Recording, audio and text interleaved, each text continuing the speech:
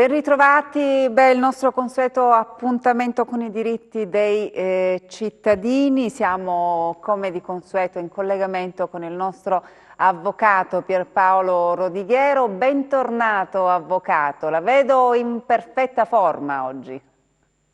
Bentrovati e perfetta forma. Anche a distanza l'importante è rimanere chiusi, ecco, l'importante è non uscire, chi può non uscire, quindi rispettiamo quelli che sono, diciamo, i comandamenti per fronteggiare queste eventi di questi giorni, ecco.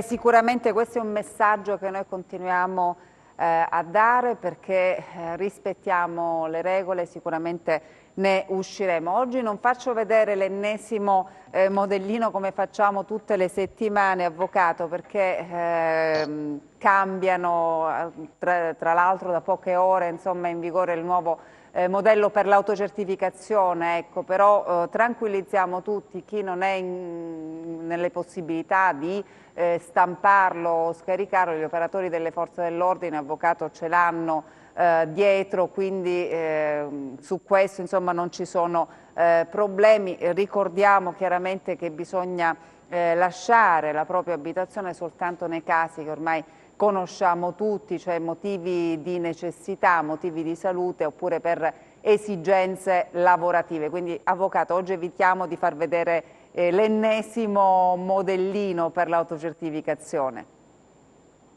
L'unica differenza che c'è, è vero, può anche autocertificare davanti dell'ordine se non ha precompilato il modello. L'unica differenza rispetto ai precedenti modello è che praticamente si deve autocertificare che è in quarantena obbligatoria, cioè quarantena obbligatoria perché si è stati a contatto con persone contagiate e quindi quella è una quarantena obbligatoria, oppure positivi al tampone del Covid-19. Quindi è una semplice aggiunta che si fa perché si inaspriscono le pene qualora un soggetto che è in quarantena obbligatoria sia trovato a circolare. Chi è in quarantena obbligatoria per nessun motivo può lasciare il domicilio, proprio per nessun motivo, perché Chiaramente. potenzialmente è contaminante, ecco, per le altre persone. Certo, certo, insomma, se come diciamo spesso, se rispettiamo le regole, speriamo di uscirne al più presto da questa situazione, una situazione davvero molto grave, molto pesante in tutto lo stivale, dal punto di vista chiaramente sanitario, ma ci sono anche quelle conseguenze economiche e insomma i dubbi che assillano in queste ore i cittadini. Abbiamo parlato già del decreto Cura Italia, abbiamo ricevuto diverse telefonate in redazione sia per quanto riguarda la cassa integrazione, ci sono delle aziende del nord che hanno chiuso proprio a causa del coronavirus, i dipendenti sono stati posti in cassa integrazione, ma abbiamo avuto una richiesta da parte di un nostro telespettatore che lavora per un'azienda del nord ma che risiede al sud, è stato posto in cassa integrazione, riguarda la moratoria dei mutui. Ne parleremo tra poco, avvocato, perché abbiamo già una telefonata in linea. Pronto? Pronto? Caduta la linea, allora avvocato, allora le riassumo quanto ci hanno segnalato proprio questa mattina. Appunto questo nostro telespettatore lavora per un'azienda del nord chiusa, è andato in cassa integrazione, ovviamente ha difficoltà a pagare il mutuo, però essendo residente qui al sud gli hanno detto che non può accedere appunto a questa moratoria del mutuo. Non so se possiamo mandare in onda la telefonata oppure facciamo rispondere l'avvocato, vediamo se abbiamo la telefonata. No, Pronto? sono proprio io che l'ha chiamata stamattina, dottore. Ecco, abbiamo subito abbiamo subito posto il quesito all'avvocato, signora. No, volevo dire anche un'altra cosa, che dopo che ho parlato con lei ho chiamato la Presidenza del Consiglio Sì. E la cosiddetta persona che mi ha risposto dopo averle spiegato il problema, mi ha detto che se la banca ha risposto così, così è.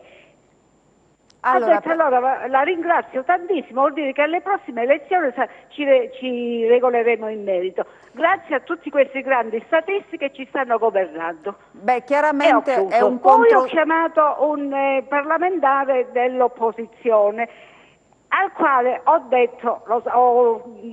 parlato di questo problema e prima mi ha detto che la banca ha detto una baggianata, che non è vero. Poi mi ha detto ci stiamo lavorando, io personalmente ho già fatto una richiesta in merito e via dicendo. Boh, che dobbiamo fare? Allora, facciamo Mio fratello c'è rispondere il mutuo. facciamo Ha un rispondere bambino da l'avvocato, mantenere. signora. Sì, grazie. Mi Avvocato, scusi, allora. ma sono molto arrabbiata. Immagino anche perché insomma la difficoltà obiettiva a pagare il mutuo c'è nei confronti dei dipendenti che sono No, ma che la residenti al banca sud risponde ma che che il lavorano decreto al nord. vale solo per il nord. E i lavoratori del sud che sono bestie animali? Facciamo rispondere l'avvocato, Sì, signora. grazie. Capisco bene le perplessità della Grazie, sto telespettatrice. ascoltando.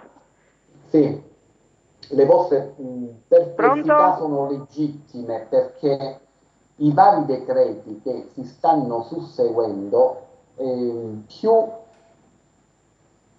hanno motivi di perplessità che di certezza, perché praticamente il susseguirsi di decreti praticamente mettono soltanto confusione, sia fra chi deve beneficiare di questi, diciamo, provvedimenti e sia da parte di chi deve eseguirli. Per quanto riguarda la moratoria, quindi la sospensione del pagamento delle rate di mutuo, ricordiamo, mutuo acquisto prima casa fino ad un ammontare il mutuo di 250.000 euro e che il mutuo sia stato acceso da almeno 9 mesi. Questo dice la norma, diciamo, la legge cornice, quindi le norme cornice. Poi dobbiamo però dire anche un'altra cosa.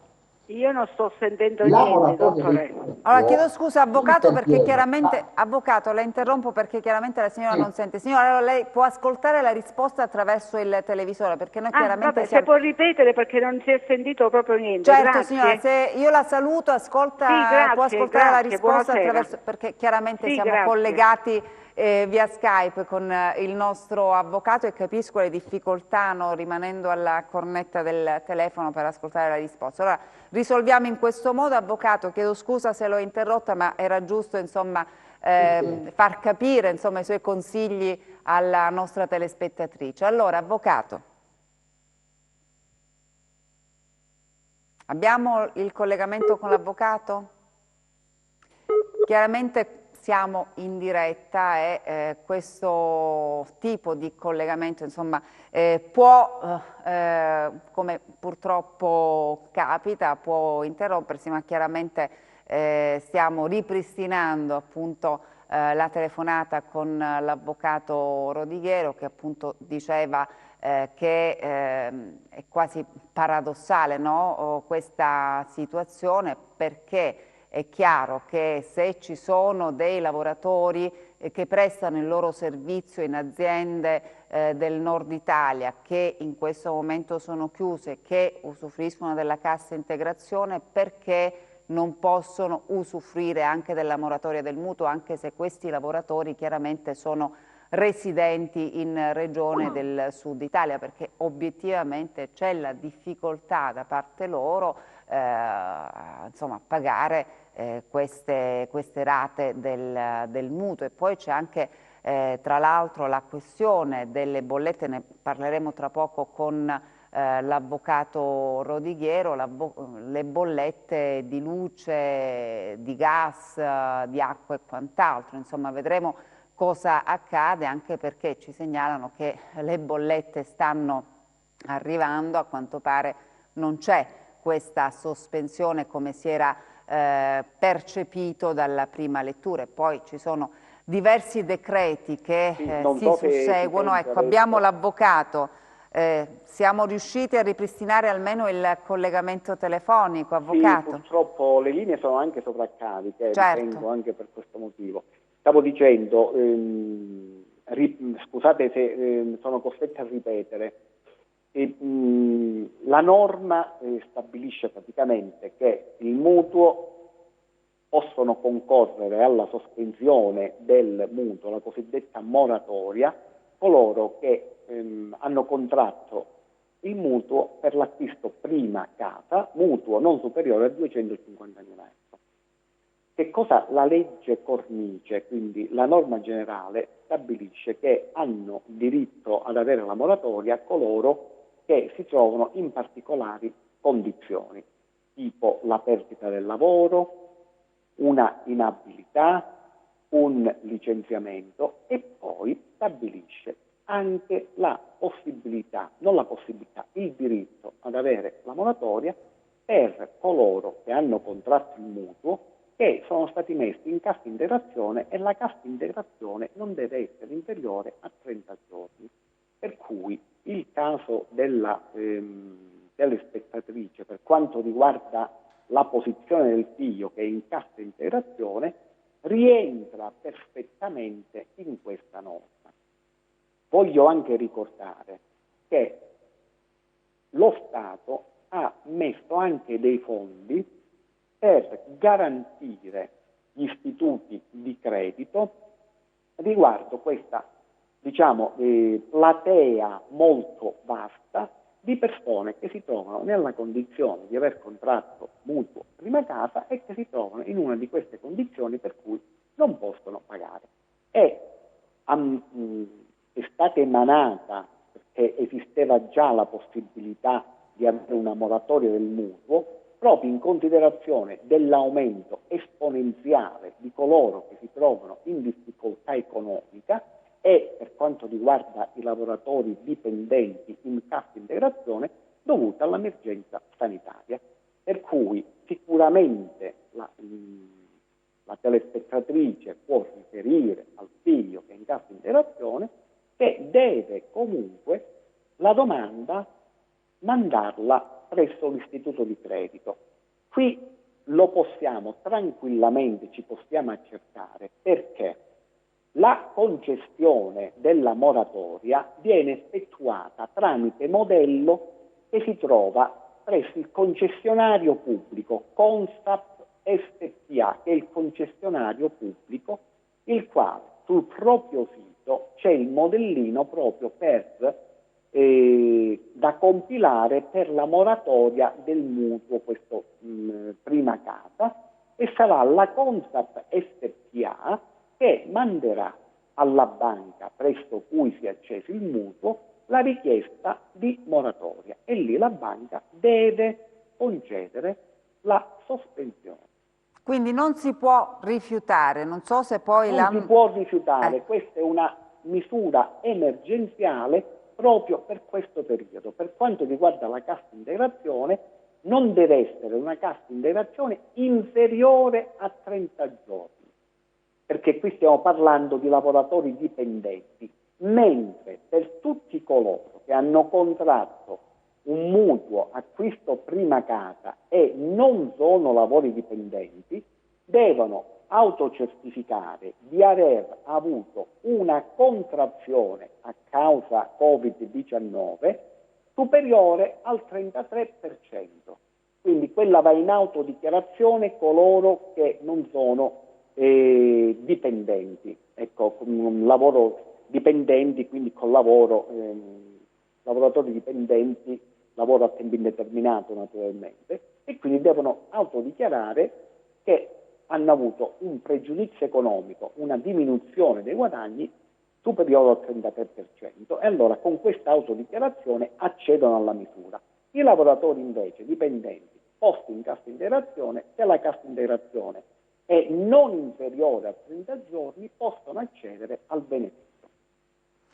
Allora, chiaramente bisogna presentare questa domanda con il modellino, come ha spiegato il nostro avvocato. Quindi, Consap SpA. perfetto, e la banca non si può rifiutare. Forse era stato chiesto a voce, no? Magari si era recato presso, o per telefono oppure presso lo sportello, quindi nel momento in cui si presenta questo modellino, perché in effetti ci sono queste difficoltà, a prescindere che si abiti in una zona del nord oppure del sud, purtroppo questo maledetto virus sta mettendo in difficoltà le famiglie di tutta Italia, senza distinzione tra nord, centro e sud. Abbiamo un'altra telefonata, pronto? Pronto? Pronto? Sì, da dove, Buonasera a lei da e dove ci all'avvocato. chiama? Io chiamo da Cosenza, volevo fare una domanda all'avvocato molto ben precisa. Io da molti anni Sì, sono volontario in un centro di accoglienza stranieri in un comune limitrofo a Cosenza. Quindi dovrei portarmi per i miei turni da Cosenza in un altro comune. sì. Non vorrei che, fermato da una pattuglia, mi venisse rilevato il fatto che, essendo volontario, non è una cosa necessaria da fare. Ora, nel caso dovessi farla, devo comunque preoccuparmi per fare esami, tamponi, non sono affetto, non ho sintomi, però la cosa più importante è quella dello spostamento fra il comune di Cosenza e il comune di limitrofo, essendo un volontario. Allora, Così avvocato, come, i così come me volontari, ci sono molti volontari nella situazione che non capiscono come motivi di lavoro per chi ha il lavoro, ma un volontario ha un altro potrebbe, aspetto. sì, vediamo in quale voce potrebbe, intanto ringraziamo Guardi, davvero, la interrompo, posso chiudere la telefonata perché non capisco molto dal telefono certo, e vedo di attendere la di risposta dal ascoltare telefono. no, io volevo solo dire, Sì. ringraziare lei e i tanti volontari che in questo momento difficile stanno dando una mano, un aiuto alle persone che sono più in difficoltà, quindi davvero un servizio importantissimo quello che svolgono tutti i volontari. Questo era soltanto un messaggio da parte mia proprio nei vostri confronti. Adesso ascoltiamo la risposta. Grazie.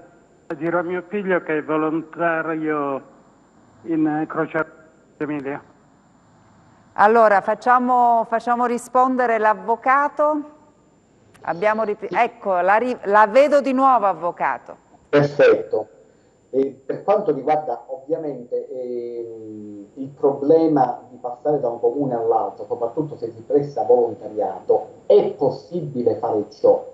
Quindi lo potete anche prima di uscire da casa compilare il modellino di autodichiarazione, avendo l'accortezza però il prestare servizio presso una casa di accoglienza, a parte che è lodevole, però anche il ruolo del volontario, diciamo, per queste diciamo, strutture è, scusate la ripetizione, deve essere strutturato, nel senso che io non posso decidere oggi di andare a fare volontariato, quindi prendo la macchina e mi sposto a un altro comune.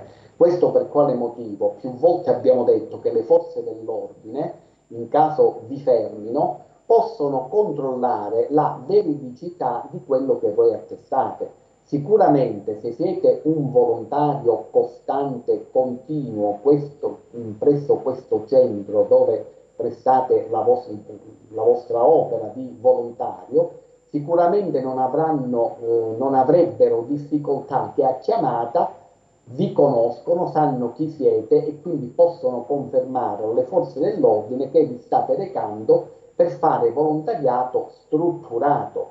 Cosa significa strutturato? Che uno non si può alzare la mattina e dire oggi vado dalle 10 alle 16 a fare volontariato. No, se c'è una turnazione, cioè deve essere strutturato l'opera di volontariato, perché altrimenti capite bene che in qualsiasi momento tutti i cittadini, se no troviamo i centri pieni di volontari, cioè non funziona proprio in questo modo, proprio per le ragioni che abbiamo detto prima, perché dobbiamo evitare naturalmente, cioè il distanziamento significa pure questo, evitare che la gente circoli anche questo. Sicuramente se voi siete un volontario diciamo costante, a tempo indeterminato, cioè fate volontariato, sicuramente voi autocertificate che vi recate presso la struttura tal dei tali nel comune di e non ci sarà problema per voi né per la struttura che riceve diciamo questa vostra opera di volontariato a confermare che voi per quell'ora state andando a prestare la vostra opera di volontariato, cioè semplicemente questo, il volontariato è lodevole, però visto il periodo proprio di emergenza sanitaria e visto i divieti proprio pregnanti, quindi già nell'area comunale, figuriamoci se si va in un altro comune, è ovvio che lì non ci sarà difficoltà, ecco, deve essere una cosa, diciamo, accertabile, perché ripeto, le forze dell'ordine, anche seduta stante, possono accertare se è vero che voi andate a fare volontariato e che naturalmente la struttura dove prestate volontariato può attestare, sebbene anche telefonicamente, attestare che voi effettivamente fate volontariato presso quella struttura. Quindi semplicemente questo, non è vietato fare questo, così come non è vietata l'assistenza agli anziani, così come tante altre forme di solidarietà si possono espletare senz'altro. Certo, quindi insomma non deve essere un'iniziativa così del giorno, perché magari ci sono anche delle persone che pur di uscire da casa, insomma, si inventerebbero davvero di tutto. Non è il caso del nostro telespettatore, perché Assolutamente chiaramente, no, però ecco, per bisogna... questo, insomma, come spiegava l'avvocato, deve essere dimostrato e dimostrabile che, insomma, si sta andando a svolgere questo importante, e lo sottolineo ancora importante, servizio di volontariato. Abbiamo intanto un'altra telefonata, pronto? Pronto, buon pomeriggio. Salve, da dove ci chiama? Da Longobardi. Benvenuto. Guardi, io lo chiamo a proposito del fatto che l'ha detto anche nel TG il dottor Sabato. Qui si è verificato stamattina con l'ufficio postale chiuso e i poveri pensionati, la lettera che aspettava il primo giorno, sotto l'acqua, sotto una tempesta enorme. Io ho provato a mettermi in contatto con dirigenti delle poste, con assolutamente tutti i numeri non rispondeva nessuno, erano staccati. Finalmente ho trovato un funzionario della polizia postale che poveretto si è messo a disposizione e è riuscito a rintracciare un dirigente delle poste gli ha detto che dei due uffici, uno in paese al centro storico e l'altro in marina, funzionava da domani mattina alla posta alla marina, quindi funzionava il venerdì, il lunedì e mercoledì, non rispettando chiaramente la disposizione delle poste per le lettere del cognome, l'inizio delle lettere del cognome. Anche ieri sera, come pubblicità, le poste dicevano non vogliamo farvi... state tranquilli che sarà tutto così, tutto a posto, ogni comune sotto i 5.000 abitanti domani mattina avrà un ufficio aperto e questo non è avvenuto. Nel dramma che sta succedendo, che sta attraversando la nazione, con questo, si ci mettono pure loro a prendere in giro questi poveri, si piange l'addio di tutti questi anziani, di tutti quelli che sono le colonne portanti della nazione e poi li si lascia soffrire fuori senza dare una spiegazione, senza avere un manifestino, senza niente. L'amministrazione qui fa orecchie da mercante e insomma ci troviamo in una situazione drammatica, veramente drammatica. Come fa poi uno che non ha la macchina a spostarsi in marina con questo maltempo, con questa cosa, insomma, questo volevo denunciare. Salutare anche l'avvocato Rodigliero, perché ci conosciamo da parecchi anni, io so che è molto impegnato in questo, e fare in modo che siate voce allargata a questo problema, insomma.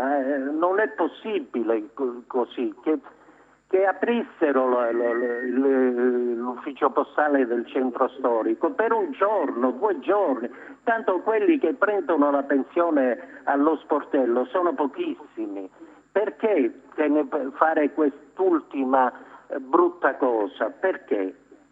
Allora, la denuncia chiaramente è stata fatta, in effetti insomma, si è deciso, credo a livello governativo, di far pagare le pensioni, prima per chi dispone della post-pay, insomma, se può andare a ritirare la pensione agli sportelli, insomma, ai bancomat, ai postamat, invece chi deve andare materialmente a ritirare la pensione allo sportello si è pensato appunto di scaglionare in base alle lettere, no, alle iniziali del cognome. Però in effetti se non trovano lo sportello chiuso questi pensionati, che devono fare? Ne lo risponderemo tra poco, avvocato, perché devo dare la linea alla regia e partiremo proprio da qui. A tra poco.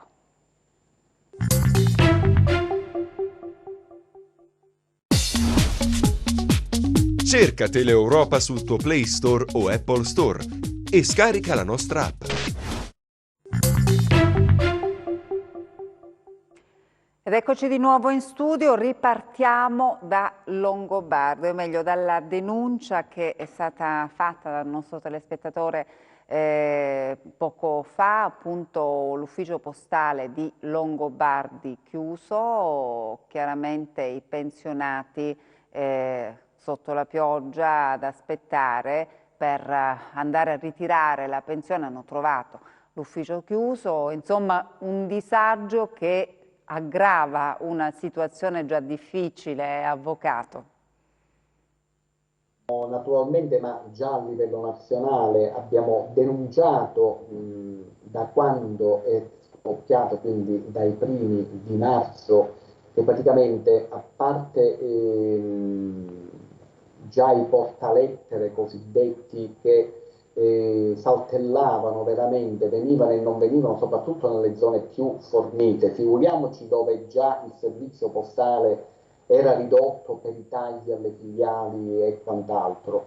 È vero, è un diritto negato, è foriero di risarcimento del danno, perché le persone che usano, cioè la posta che si fa da tramite per la liquidazione, quindi per il pagamento delle pensioni, deve innanzitutto ospitare negli orari di legge le persone che accedono per pagarsi la pensione, e non è ammissibile che praticamente vengano spostati orari, venga spostata l'ubicazione normale, usuale, dove il pensionato va a pagarsi la pensione. E questo naturalmente è diciamo, una violazione di legge e non c'è dubbio, è un malcostume, soprattutto perché praticamente i servizi ormai stanno tendendo, noi lo stiamo vedendo, stanno tendendo tutto a informatizzare, digitalizzare, mettere su carte, in questo caso carta di credito, tutti i servizi bancari o parabancari, tipo il pagamento della posta, che è il pagamento della pensione, che però non giustifica, ecco, che devono transumare soprattutto nella località che ci ha segnalato il telespettatore, i pensionati dall'ufficio del paese alla marina. Quindi diciamo che queste sono delle pratiche assolutamente scorrette.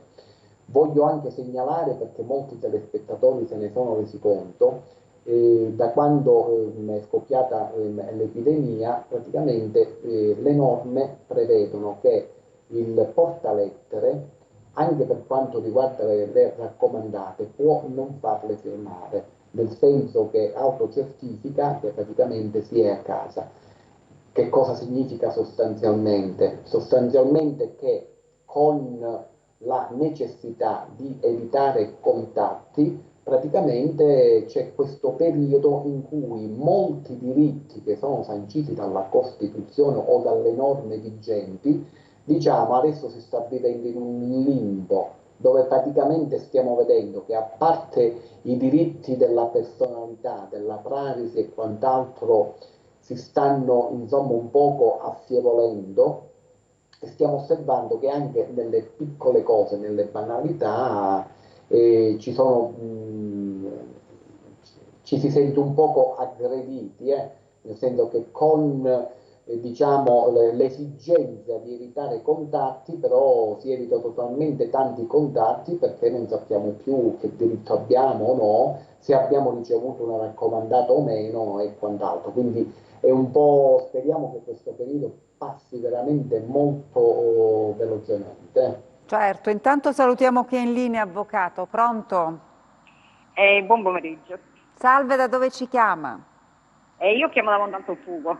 Da Montalto, benvenuta. Grazie. Prego. Allora, io vorrei sapere dall'avvocato, siccome ho sentito in televisione oppure su altre voci che la Maggio non pagheranno più le pensioni. E non ho capito, vero? signora. Poi se ci sono determinate pensioni che non vengono pagate, non lo so. Signora, io non so se l'avvocato ha capito, io non Allora, a maggio mi hanno detto che non vengono più pagate le pensioni. Che non vengono più pagate le pensioni, le hanno detto? Cioè, no. La nota, sì, sono a conoscenza, non sono voci, ma sono riportate, diciamo, dai giornali economici, dai quotidiani economici. È un'affermazione del presidente dell'INPS Tridico, che praticamente che cosa ha detto sostanzialmente? Con il blocco del pagamento dei contributi previdenziali da parte dei datori di lavoro, perché sappiamo una delle misure contenute nel decreto del Presidente del Consiglio dei Ministri, data l'emergenza sanitaria, è quello del blocco del pagamento dei contributi. Questo che cosa succede? I contributi che vengono pagati dalle persone che sono in attività lavorativa, dipendente o autonoma, sono la benzina che praticamente mettono all'INPS. Praticamente le pensioni vengono pagate con i contributi che i lavoratori pagano, e quindi i datori di lavoro, in questo caso per i lavoratori dipendenti, pagano mensilmente, e quindi questa è la benzina. Adesso il presidente dell'INPS ha semplicemente detto: se permane il blocco noi avremo liquidità fino a maggio. Ovviamente non è che l'INPS per il pagamento delle pensioni si finanzia soltanto con i contributi, ci sono interventi statali, ci sono, come in questi giorni, interventi europei, per cui per il pagamento delle pensioni tutti i pensionati devono stare tranquilli, perché non ci sarà diciamo, il blocco, ecco, il lockdown non esiste per le pensioni, per cui in modo molto tranquillizzante. Ecco, La stessa cosa, voglio tranquillizzare, non ci sarà nessun prelievo forzoso per quanto riguarda i conti correnti degli italiani, eccetera, eccetera. So che si circola sul web molte informazioni che fanno terrorismo, però bisogna poi andare a leggere bene, per cui tutti i pensionati stiano tranquilli, pensino soltanto a non uscire da casa. Beh, chiaramente tante le fake news che fanno davvero male, soprattutto in questo periodo, quindi bisogna stare attenti, perché davvero sulla rete circola davvero di tutto, notizie che davvero creano allarme, preoccupazione, che si vanno ad aggiungere, lo dico spesso, ad una situazione già di per sé molto ma molto complicata. Telefonata intanto, pronto? Pronto? C'è la telefonata? Pronto?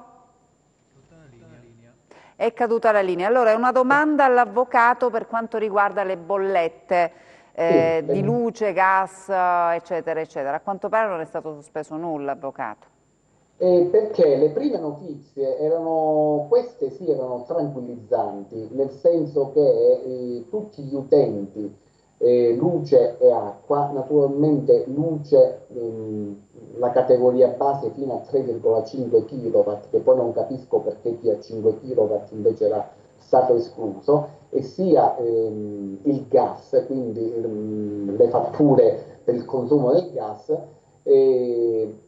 C'era il primo disegno, il primo decreto che praticamente si ipotizzava una sospensione. Non è assolutamente vero, cioè non si è intervenuto su questo, mettendo praticamente molte famiglie in grossa difficoltà. L'ARERA, che è praticamente l'autorità garante per l'energia, che cura praticamente proprio i contratti di somministrazione luce e gas, ha semplicemente stabilito il blocco delle sospensioni di queste forniture. Significa, e questo lo abbiamo fino al 20 aprile, che è il blocco delle sospensioni, significa non che non bisogna pagare ovviamente, ma che viene semplicemente sospeso il distacco. Però, soprattutto per il bene luce, la fornitura luce, che non distaccano ma depotenziano, costringono le famiglie, soprattutto in questo periodo che sta facendo anche freddo, a stare con un lumino, perché sappiamo che quando depotenziano, cioè praticamente non può veramente assicurata solamente una luce, perché se uno accende il forno, accende qualcos'altro, praticamente salta il contatore. Per cui diciamo questa è anche un'altra distonia, speriamo che mettano a posto anche in questa emergenza che c'è, rendano tutti questi decreti un po' più equi e quindi ecco un po' per tutti quanti, perché in questo periodo di difficoltà se si blocca si deve bloccare tutto, però si deve bloccare tutto diciamo con una voce e un occhio diciamo teso verso tutte quelle fasce di popolazione che praticamente si troverebbero in grossa difficoltà. Beh, certo. Come si stanno trovando. Ricordiamoci che ci sono decine di migliaia di nuclei familiari, perché le telefonate le ricevo quotidianamente, che sono praticamente non hanno un rapporto di lavoro diciamo regolarizzato, quindi non sono dipendenti, ma sono i cosiddetti lavoratori a giornata. Questi praticamente è come se non esistessero. Hanno di fatto bloccato il lavoro perché non possono spostarsi, perché il lavoro diciamo a giornata non è riconosciuto, non possono quindi fare assolutamente nulla, non hanno alcun ammortizzatore sociale, per cui bisognerebbe proprio evitare che ci siano veramente scontri sociali, perché diciamo, sono gli allarmi che si vedono, perché è vero che c'è una situazione molto a cui tutti quanti siamo impreparati, però bisogna ecco, cercare di andare ad alleviare diciamo, situazioni che sono veramente molto molto molto precarie. Quindi questo è un appello che abbiamo già fatto, però Certo, certo. venga raccolto. Continueremo a farlo. Intanto salutiamo chi è in linea. Pronto? Buongiorno, volevo sapere un'informazione. Prego, da dove ci chiama? Sono due informazioni, due da Cosenza. Benvenuta, prego. Due sono per le pensioni di invalidità e l'altra volevo sapere come mai ancora entrano le persone da Milano e scendono a Roma e non ci sono i controlli. Lo vorremmo sapere un po' tutti, signora. In effetti perché comunque la situazione si va a espandere sempre di più. Certo, certo, c'è stato anche il caso di una signora che ha preso 2 treni da Pavia. Voglio fare un appello al signor Giuseppe Conte. Cioè, Bravo, arrivato bravo. a un punto, questa situazione sta diventando molto critica, magari le persone stanno dentro senza avere nessun veramente sintomo, abbiamo perso lavoro, perché comunque avevamo un lavoro e noi adesso le persone hanno tutti paura. E quindi adesso ci troviamo in questa situazione. Beh, chiaro. Vorremmo capire come mai entrano ancora ed escono le persone a viaggiare Brava, senza un controllo. veramente brava. Sì, infatti vorremmo... È proprio questo perché non si è pensato o non si è voluto. Veramente ci sono cittadini come diciamo noi che ci siamo messi subito, ci siamo chiusi naturalmente per rispetto a tutte le persone e non è possibile che altri non rispettino e quindi io parlo della mia amatissima Calabria che ancora una volta è stata violentata dal nord, quindi non posso che registrare questo perché la Calabria non ne aveva. Ancora una volta abbiamo subito un'invasione, questa volta è pericolosa però. beh, certo, insomma, si chiedono, i cittadini chiedono a questo punto maggiori controlli stringenti. Dicevo, c'è stato anche il caso di una signora, l'avete sentito anche sui media nazionali, partita da Pavia, ha preso 2 aerei per arrivare a Modica e tra l'altro era positiva al coronavirus, quindi capitano anche purtroppo queste cose. Abbiamo un'altra telefonata, pronto? Buonasera, chiamo da Catanzaro. Benvenuto, prego. Volevo sapere una domanda all'avvocato. Sì, la ascolto. Volevo sapere per quanto riguarda le assicurazioni della macchina, sì.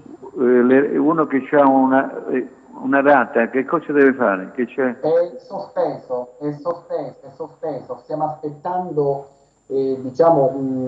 decreti attuativi del decreto del Presidente del Consiglio dei Ministri.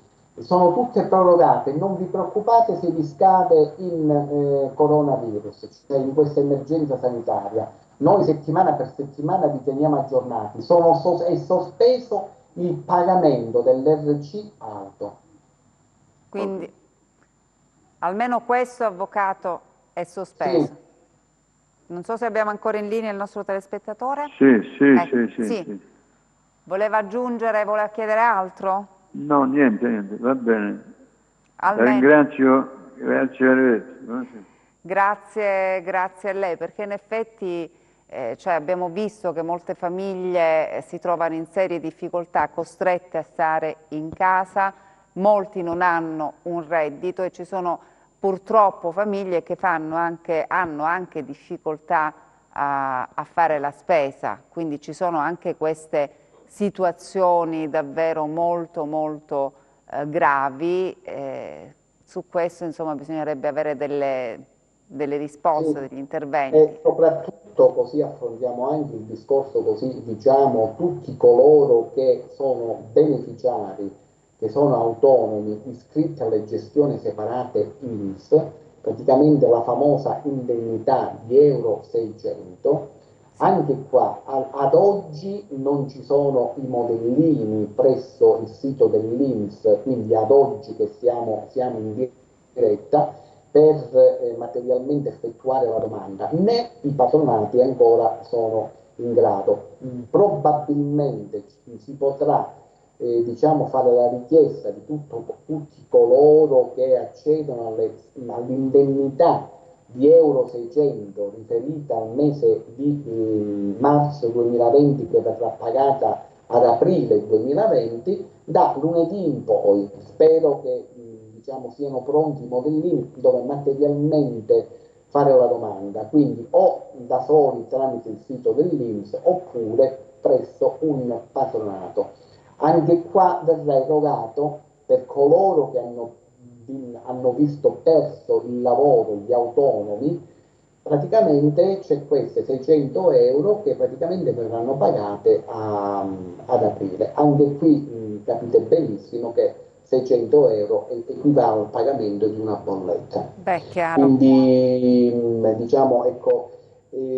speriamo che chi di dovere vada a verificare bene che cosa sta facendo, perché ci sono molti autonomi, rappresentanti di commercio e quant'altro, che hanno la loro famiglia come fonte di sostentamento il lavoro autonomo che in questo periodo è praticamente cessato, quindi sono sul lastrico, sono in mezzo a una strada, per cui veramente 600 euro pagate il mese successivo, non si sa poi in che termini, come, quando, perché, eccetera, eccetera, e veramente cioè, la situazione dovrebbe essere rivista un po' meglio. Sicuramente. Intanto salutiamo chi è in linea. Pronto? Salve. Salve. Buonasera, sono Francesca, chiamo da Cosenza. Benvenuta signora. Buonasera. Allora, io volevo chiedere all'avvocato, siccome mio marito è un artigiano, quindi avendo partita IVA, in questo momento siamo disagiati per pagare il mutuo. Noi abbiamo un mutuo cointestato e abbiamo fatto richiesta alla banca per la sospensione di 3 mesi. Ci hanno detto di inoltrare di questa email per bloccare queste 3 rate che poi dovremmo trovare alla fine, quando finiamo di pagare. Il 2025 dovrebbe essere l'anno in cui finiamo di pagare il mutuo, con poi gli interessi. Ecco, io volevo sapere che tasso di interesse poi vado a trovare sulle rate, quello che io pago adesso attualmente oppure quello che poi sarà in vigore nell'anno che io andrò a pagare queste rate. Non so se sono stata chiara. Chiarissima. Siete stata molto chiara siete stata. Allora, la banca non deve... Allora, voi innanzitutto potete chiedere tutto il periodo, chiedete un anno di sospensione, perché? Essendo prima casa, essendo nei parametri di legge per avere la moratoria, chiedete un anno, non soltanto 3 mesi. La legge che cosa dice?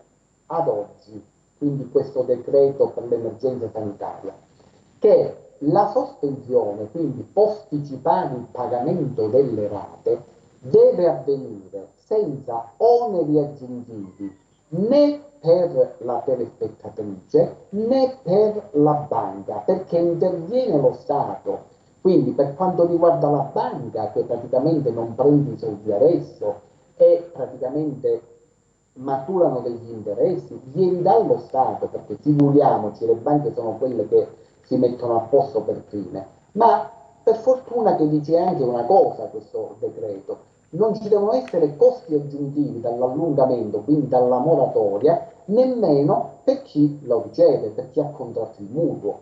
Per cui non ci sono interessi passivi per la moratoria per questi motivi, né per voi e né per la banca. Non vi verranno caricati. La banca se li pagherà dal fondo naturalmente di garanzia che ha stanziato il governo centrale, e voi non ne pagherete interessi passivi. Quindi la banca vi deve fare la moratoria a seguito del decreto per il Covid-19, non la moratoria normale, perché la moratoria normale, che uno va alla banca e dice non posso pagare, mi sospendi fino a 12 mesi, c'è sempre stato e la banca lo accordava, però facendovi pagare gli interessi. Voi siete nella posizione di chiedere la moratoria perché c'è il Covid-19, quindi in base a quella normativa, non alla normativa normale. La banca non deve giocare. Ecco. Beh, chiaro, insomma. Cioè, Sì, ho capito. Per Quello cui, che volevo quello aggiungere... che vi consiglio, lo so che il momento è difficile, però il vostro mutuo, con le indicazioni del mutuo e la richiesta che fate alla banca, dovreste farla vedere a qualcuno, però mi rendo conto che è di una difficoltà incredibile perché non c'è possibilità di movimento. La vostra domanda è sul sito della Consap SPA e quindi io purtroppo la prossima settimana vi saprò, lo stamperò perché lunedì penso che sia fruibile questo modello, per cui è così, perché la banca non può con la vecchia normativa, no, andare incontro e farsi pagare gli interessi. No, gli interessi non devono essere pagati con la normativa attualmente vigente, con queste diciamo disposizioni di emergenza. quindi non ci sono oneri a carico vostro. Ecco, voleva aggiungere qualcosa, signora? Sì, siccome l'avvocato ha detto di chiedere un anno di sospensione, a noi la banca ha detto che per il momento si parla solo di 3 mesi. La banca, non so quale bancarella è questa. Comunque, il collega che sicuramente legge le leggi come le leggo io, il decreto del nostro Presidente, quello deve andare semplicemente a vedere quello. Lo va a vedere praticamente del 17 marzo 2020, poi l'ultimo che è stato. E per quanto riguarda la moratoria, c'è proprio tutta la normativa per la moratoria. I 12 mesi è anche la vecchia normativa, però la banca non può dire 3 mesi, 2 mesi. Cioè le banche devono, c'è il fondo di garanzie che è stato istituito dallo Stato, per cui prima di sottoscrivere oppure prima di dare adesione dal vostro avvocato c'è questa normativa che è molto stringente, la banca non può dire 3 mesi, 4 mesi, non funziona in questo modo. Purtroppo mi rendo conto che in questo periodo di forte disagio che le persone nemmeno si possono spostare, e naturalmente però non bisogna approfittarsi. Certo, c'è il decreto. Sono tutte misure emergenziali e bisogna andare incontro all'utenza. Ecco, quindi 3 mesi che significa 3 mesi?